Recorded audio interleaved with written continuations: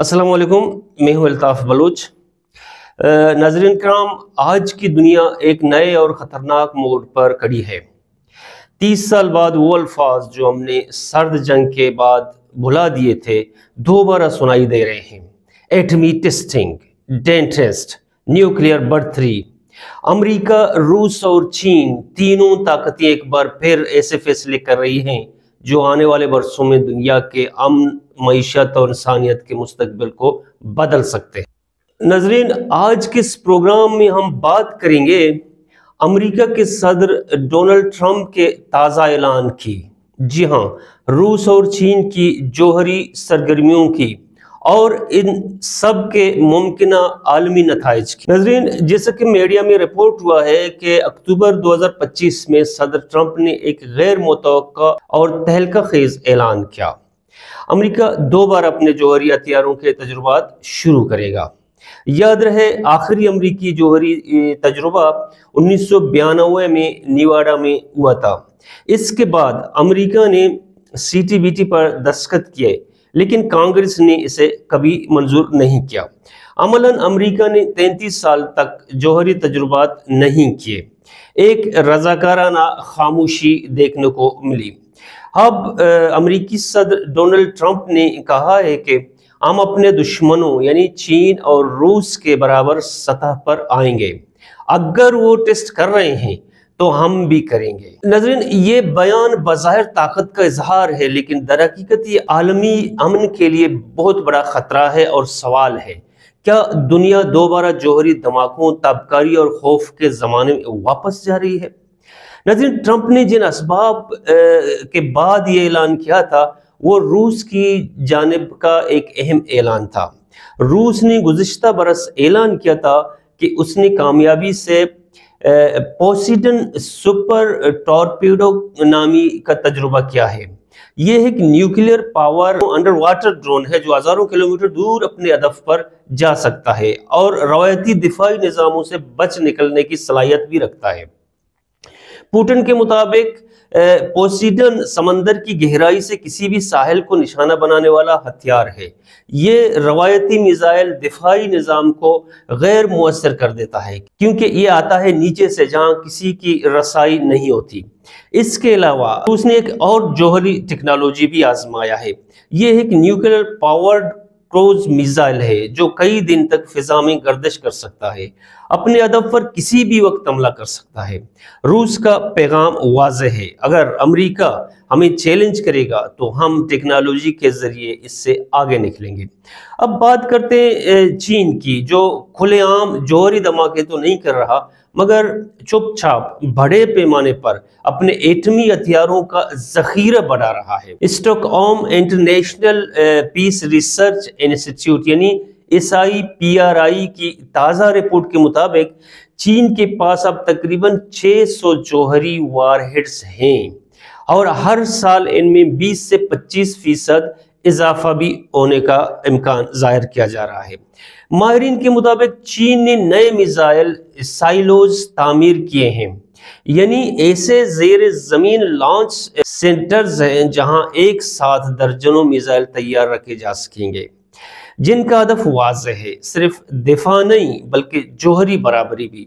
और यही वो जुमला है जो अमेरिका को परेशान कर रहा है। नाज़रीन, रिपोर्ट्स के मुताबिक ट्रंप इंतज़ामिया समझती है कि अगर रूस और चीन अपने जदीद हथियार तैयार कर रहे हैं तो अमेरिका के पास साइंसी, टेक्नोलॉजिकल और अस्करी एतबार से पीछे रहने का खतरा है। लिहाजा ट्रंप ने वजारत दिफा को हुक्म दिया कि वो फौरन नई टेस्टिंग की तैयारी करे। लेकिन सवाल ये है, क्या सिर्फ ताकत का मुजाहरा दुनिया को महफूज बना सकता है या ये नया खतरा बढ़ाने का सबब बनेगा? अमेरिका के इस ऐलान के बाद दुनिया के बड़े ममालिक ने शदीद रद्द-ए-अमल दिया है। रूस ने कहा है कि वो भी जवाबी इकदाम उठाएगा। चीन ने इसे सर्द जंग की नफ्सियात की वापसी करार दिया है। यूरोपीय यूनियन के रहनुमाओं ने खबरदार किया कि ये फैसला CTBT जैसे आलमी मुआहदों को कमजोर कर देगा। اقوام متحدہ کے ماہرین نے کہا کہ اگر بڑی طاقتیں خود قوانین توڑیں گی تو باقی دنیا کے پاس ان کی تقلید کے سوا کوئی چارہ نہیں ہوگا۔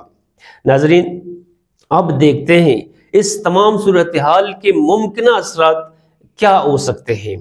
کیا ہتھیاروں کی نئی دوڑ یعنی آرم ریس 2.0 ورژن سامنے آئے گی؟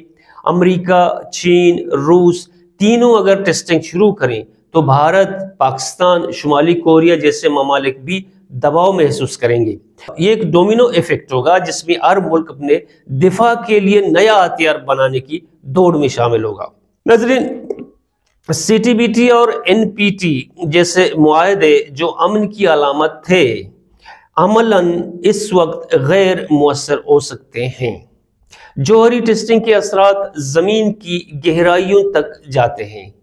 تابکاری، پانی کی آلودگی اور ماحولیاتی زہر یہ وہ مسائل ہیں جو 20ویں صدی کے تجربات سے ہم نے بھگتے مگر کچھ نہیں سیکھا۔ ناظرین، بظاہر یہ معلوم ہو رہا ہے کہ دنیا ایک بار پھر دو بڑے بلاکس میں نئے سرے سے منقسم ہوتی جا رہی ہے۔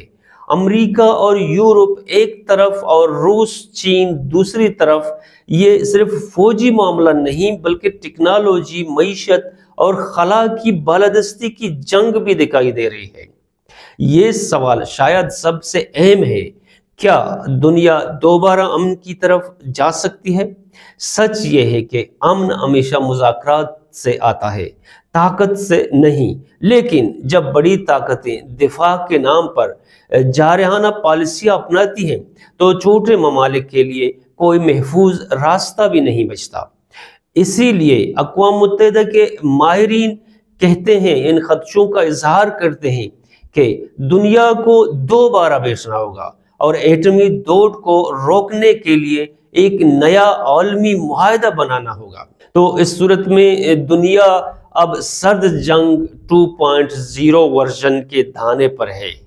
فرق صرف یہ ہے کہ اب میدان میں مصنوعی ذہانت، آرٹیفیشل انٹیلیجنس، سائبر وارفیئر اور خلائی عسکری ٹیکنالوجی بھی شامل ہیں۔ یہ دوڑ صرف ہتھیاروں کی نہیں بلکہ ڈیٹا، معلومات اور ذہانت کی دوڑ ہے۔ اگر طاقت کے ساتھ شعور نہ آیا تو مستقبل کی جنگیں شاید ایٹم بم سے نہیں بلکہ الگورتھم سے لڑی جائیں۔ یہ بھی خدشہ ظاہر کیا جا رہا ہے کہ اس طرح سے ٹیکنالوجی اور ایٹمی ہتھیاروں کے تجربات اور اس کو بنانے کے پروسیس اگر اسی طرح جاری رہے تو وہ دن دور نہیں جب دنیا بھر میں شدت پسند، دہشت گرد اور پرائیویٹ عسکری قوتوں کے پاس بھی یہ ٹیکنالوجیز پہنچیں گی اور دنیا کے لیے ایک نئے درد سر کا باعث بنیں گی۔ ناظرین، اسی کے ساتھ ہم آپ سے اجازت چاہتے ہیں۔ اگر ہماری یہ انفارمیٹیو ولاگ آپ کو پسند آئی تو سبسکرائب کریں، بیل آئیکن دبائیں، لائک شیئر کریں۔ مزید اپڈیٹس کے لیے ہمارے ساتھ جڑے رہیے۔ اللہ حافظ۔